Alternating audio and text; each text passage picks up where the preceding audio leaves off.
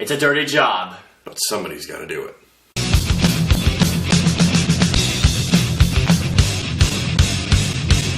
Dirty Work.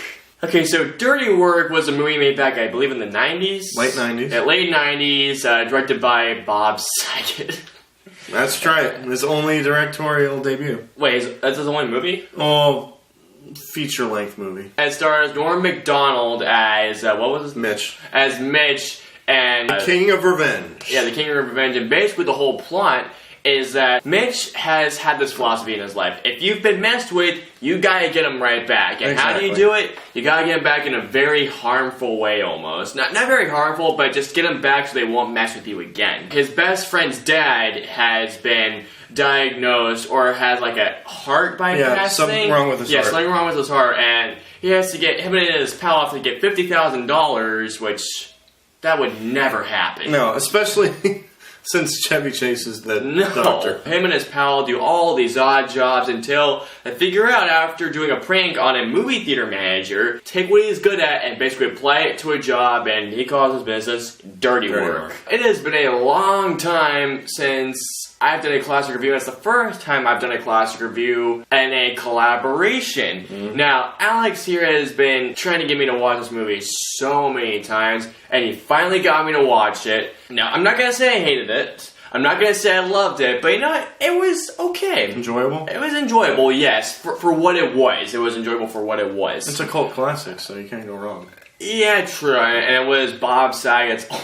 I don't know, but whenever time I say Bob Saget, I think of Tourette's guy. Of course. Bob Saget! Bob Saget! I enjoyed some of the movie. I mean, there are jokes that get absolutely ridiculous. I mean, there was a running joke of Norm Macdonald being thrown into things or thrown against into things. And then Artie Lang, who's also in the movie, his friend, Sam, just casually walks out. Yeah, all of a sudden, whoop! There were a few lines, I have to admit, I was laughing a lot. And Chris Farley, I believe this was his last movie, R.I.P. He made me laugh the most out of everyone. This was his last movie. And there's the Siberian whore that bit my nose off! I've never seen so many dead hookers before in my life! Oh, God.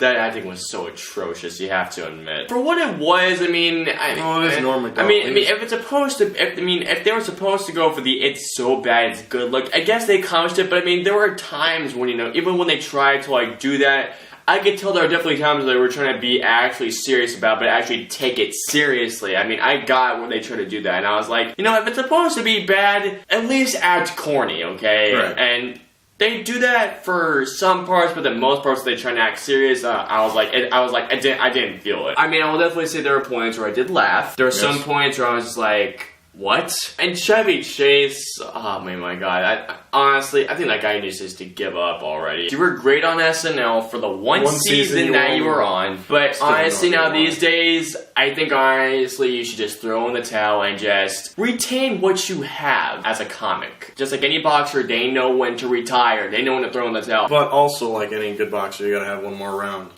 And he's had like 50. I gotta say, this was hilarious. Some of the jokes I really laughed at, like when he's a little kid and he's got the crossing guard. Hey, there's a guy crossing guard touching an 8-year-old's ass over here. Oh yeah. Oh, of course, the dead hooker. I have never seen so many dead hookers before in my life. Oh yeah, when they're shooting the actual Dirty Work ad. Yeah. Which used to was an iconic scene, and I was like, okay, I can see why it's so iconic, but what's iconic scene? The movie. One of many. You said they're trying to be serious at some points. Yeah, they're definitely trying to do that. But they're not living up to it in your eyes? When they were going corny, they nailed it. Absolutely. But then there are times when they're actually trying to be really serious, and I just think they've stuck with the corny route. I would have appreciated this movie even more. Yeah, well, you can only get so much out of Norm Macdonald. Yeah, he is one-dimensional after all. Yeah, that is true. He only has one style of comedy, and that's his own. I thought it was pretty good. For what it is, it's an okay movie. If you're a Norm Macdonald fan, you'll probably love this movie like he is. Mm-hmm. And if you're a Bob Saget fan, he did direct this movie. He's a great comic. He was a great comic. And he didn't even have a cameo in it. With all the scripts out there back in the late 90s, I believe he could have chosen a much bigger script to do than this. He didn't even make a cameo in this movie. Yeah, he didn't make a cameo. He's the director, but we get an Adam Sandler cameo. Oh yeah, don't remind me of that. You know what? I mean, debate and then we watch it burn, burn.